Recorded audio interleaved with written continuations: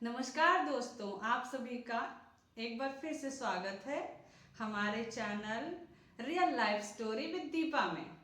दोस्तों, एक बार की बात है, जाड़े का दिन था और शाम हो गई थी। आसमान में बादल छाए हुए थे। एक नीम के पेड़ पर बहुत से कौवे बैठे हुए थे। वो सब बार बार काव काव कर रहे थे और एक दूसरे से झगड़ा भी कर रहे थे। उसी समय एक मैना वहां पर आई और उसी पेड़ की एक डाली पर बैठ गई। मैना को देखते ही कई कौवे उस पर टूट पड़े। बेचारी मैना ने कहा, बादल बहुत हैं, शाम हो गई है, इसलिए आज अंधेरा हो गया है। मैं अपना घोंसला भी भूल गई हूँ, सो मुझे आज इसी डाल पर बैठने दो। कौवों ने कहा, नहीं, ये हमारा पेड़ है, तू यहाँ से भाग जा। मैना बोली, सभी पेड़ ईश्वर ने बनाए हैं। इस सर्दी में यदि वर्षा हुई और ओले पड़े तो ईश्वर ही हमें बचा सकते हैं। मैं बहुत छोटी हूँ और तुम्हारी बहन भी हूँ।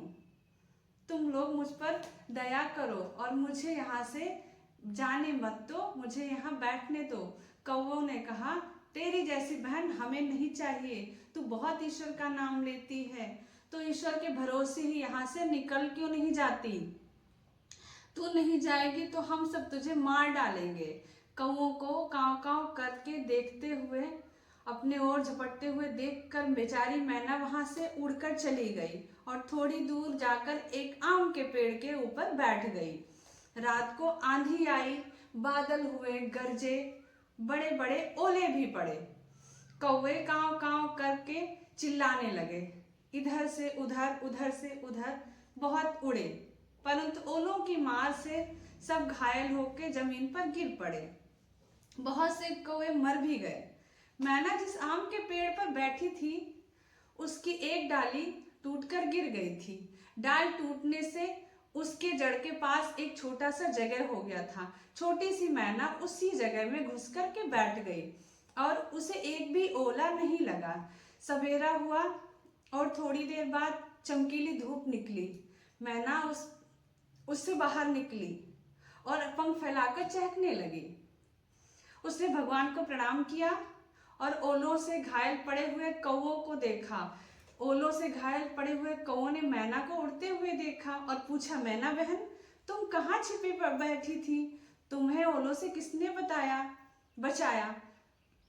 मैना ने कहा, मैं एक आम के पेड़ पर बैठी थी और पूरी रात ईश्वर से प्रार्थना कर रही थी और उनसे मदद मांग रही थी। ईश्वर ने मेरी ही सहायता की है। इंसान को ईश्वर के सिवाय कोई भी नहीं बचा सकता है। जो ईश्वर पर विश्वास करता है और ईश्वर को याद करता है, ईश्वर उसकी सहायता करते हैं और उनकी सभी आपत्ति और विपत्ति में सहायता करते हैं और उनकी रक्षा भी करते हैं। ईश्वर की माया निराली है। हमारे समझने में कमी हो सकती है, परंतु ईश्वर के करने में नहीं। आपको मेरी ये कहानी, ऐसी और नई कहानी जानने के लिए, सुनने के लिए हमारे चैनल को सब्सक्राइब कर लीजिए और लाइक करना मत भूलिए। Thank you guys.